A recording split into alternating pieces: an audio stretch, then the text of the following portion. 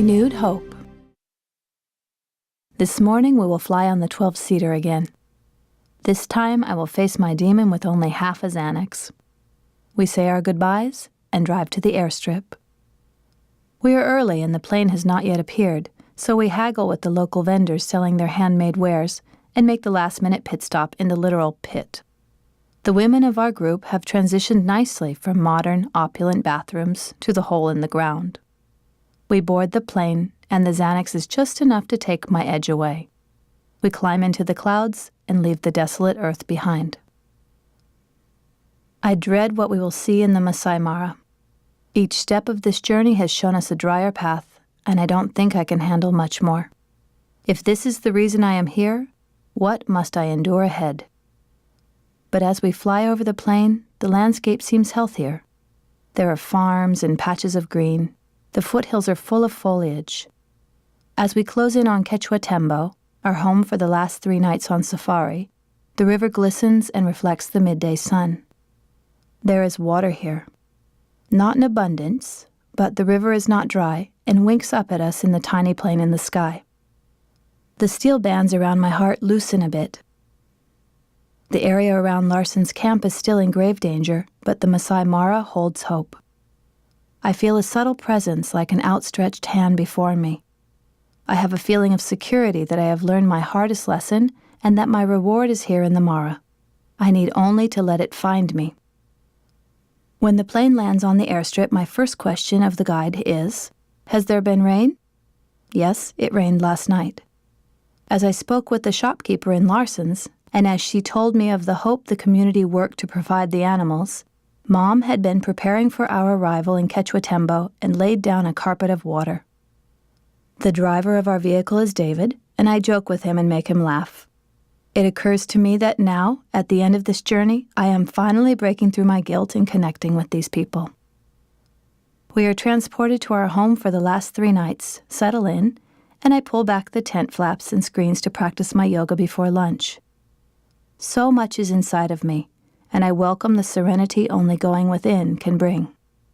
At each camp, I am thrilled to find a woven rug that works perfectly for my mat. I sit in lotus with my face to the plains before me, just beyond the grass of the camp.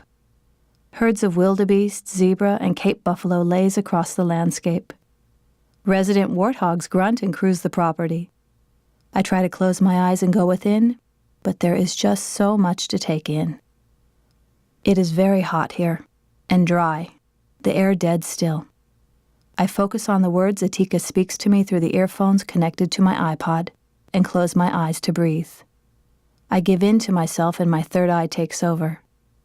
As I breathe the breath of the Ujjayi, a firm breeze rolls up from the plains, in through the drawn-back tent flaps and over my body.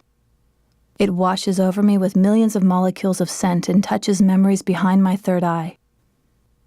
These are the memories of my ancestors brought to life by the scent I have never before smelled, stirring memories I have never before known. They weave through me during my practice, and finally, when I am into the final relaxation of Shavasana, I am totally disconnected from my body, and it is only my soul breathing as I drift. It is this sensation, one of floating on the horizon, that leaves me open to receive the gift I am given next. The scent enters my memory and plays it like a flute. The sweet melody carries a top note of dry grass and parched earth, of dusty wild things finally given relief. Africa had avoided me, even in my most heightened states of awareness from day one.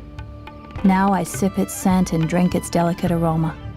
So unlike the flavors of Maui it is, so far removed from the concrete stench of the big city. It is the sweet smell of rain, and it washes over me the way the breeze had done. The shower is light and brief, but I look upon it as the answered question. I should not, must not despair, for there are things here that must be witnessed for the picture to be complete.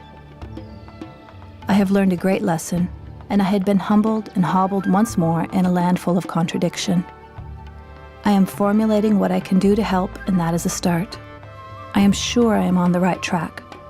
These past 15 days of searching for an answer have proven only that I have not known the question. In trying to find a solution, the question itself has become the answer. But I must play it out to the end to satisfy this realization. I must not become smug. I have to remain open to what lies ahead, for there are surely adventures yet to be had.